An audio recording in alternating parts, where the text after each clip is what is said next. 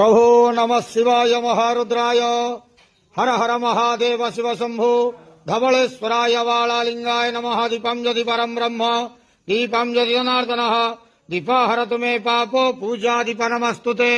धवलेश्वराय वालालिंगाय नमो नमः। संसार सुखी रखंतु।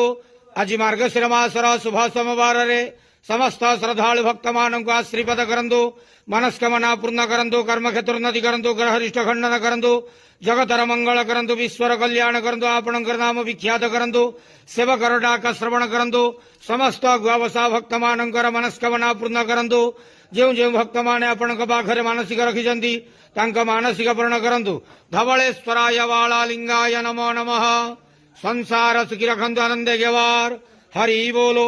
आज मार्गशीर मासर शुभ सोमवार समस्त श्रद्धालु भक्त मानू आश्रीपद करंतु। आनंदे गेवार हरि बोलो। बाबा धवलेश्वराय वालालिंगाय नमो नमः।